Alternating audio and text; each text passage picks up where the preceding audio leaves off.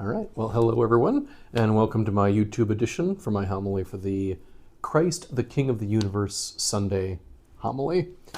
Change of pace, just filming at home for today. It's a little easier this weekend. So Christ, the King of the Universe Sunday.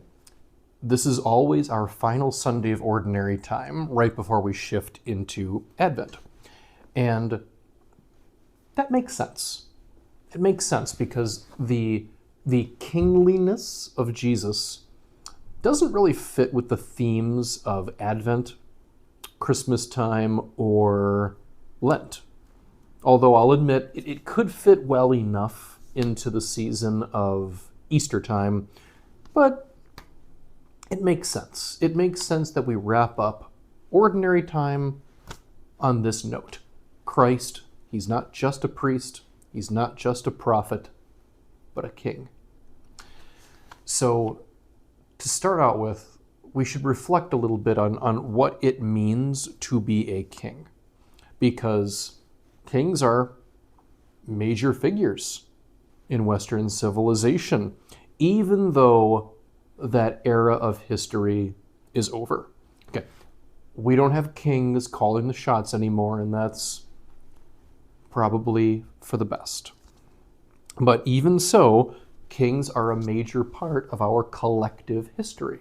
We have King David, the story of King Arthur. We have Charlemagne, King Louis, etc.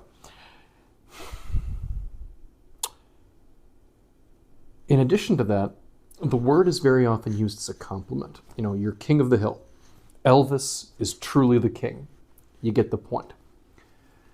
Kings remain a major part of our culture, even as they're no longer a part of our government.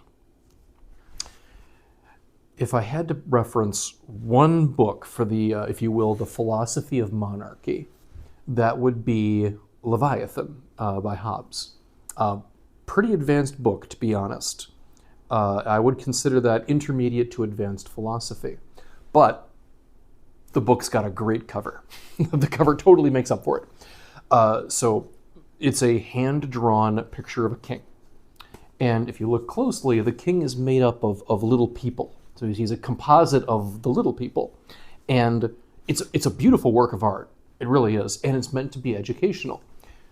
A king, a true king that is made up of his people. His authority is derived from his people. And that is true. That is true leadership for any position, whether we're talking king, president, prime minister, mayor, bishop, parent. All of these people have authority because they have accepted responsibility for others. They are in service of the people, whether that be 1 million people or 3. And it's frustrating that we have so many people throughout history who have gravitated toward those positions of power clearly out of self-interest rather than a devotion to the common good. I don't believe that that's tied to any particular position or culture.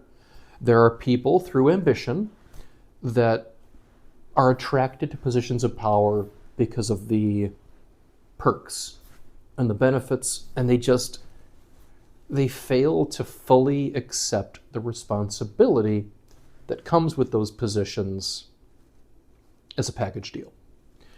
I had to chuckle a little bit. I was watching a show many years ago, and the main character is a grown man, and he's hanging out with a 12-year-old boy on the porch in an appropriate way. They're just hanging out, and the 12-year-old looks up to him and says, "When I grow up, I want to be the president of the United States of America." And the main character goes, "Why?" And he goes, "Because if I'm president, then I can do whatever I want, and everyone else has to do what I say." "Oh, you want to be a dictator?" "What's a dictator?" It's like a really bad president. Again, that got a chuckle out of me because that is a perfectly normal thing for children to think about.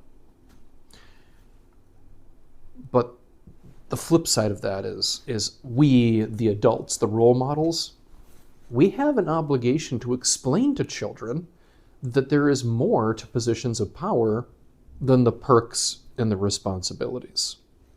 So that's my quick Leviathan philosophy of kingliness. With that said and done, let's take another look at Christ. Christ is, on some level, a king. Allow me to quote for you real quick, Jesus talking to Pontius Pilate. This is the Gospel of John, chapter 18. My kingdom is not from this world.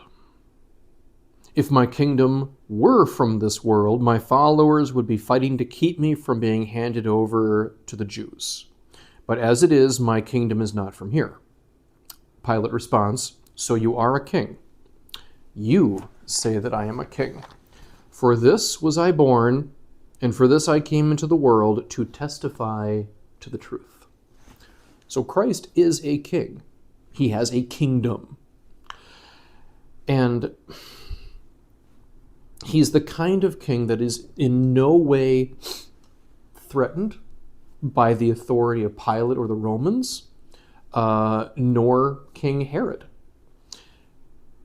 He is a king, but his kingliness is not about territory, but truth. And truth is bulletproof. Sorry to squeeze in a modern reference there. It flows better that way. So credit where credit's due. That's my twist on a V for Vendetta quote. Had to get that in there. Anyway, I do very sincerely want you to think about what this means. Christ is a king, but he has no need for a fancy throne room, a military might, extravagant clothes. He has no need for any of that. And in fact, the Romans mock him for exactly that reason. Hey, king, where's your crown? Oh, here we go. We found it. This crown of thorns. Shunk. When you look at the cross and you see those four letters, INRI, that's basically an acronym for Jesus, King of the Jews. And they were laughing at him as he was dying on the cross. They were pointing and laughing. Look at the pathetic King of the Jews dying like a common criminal. What a loser. But here's the thing. Those Romans were thinking pretty closely to that 12-year-old boy that I mentioned in the first story here. The fact that Christ had no kingly trappings, but a kingly heart, is huge. It is one of the many things about Jesus that we just don't think enough about. When you get down to it, Christ is not just a valid king. He is literally the perfect king. He has no use for taxes, for armies, for palaces. He did have a love for public debate, but I think that's more presidential than kingly, so we'll give him a pass on that. He wasn't interested in the pomp and circumstance, but again, like Leviathan, what that book is all about is he was a king who was truly in service of the people and is truly in service of the people. And that kingly responsibility led him right up to the cross. Christ is king. He always was a king, even before his incarnation, and he will always be the ultimate king of the universe because he is the one who takes ultimate responsibility for the people.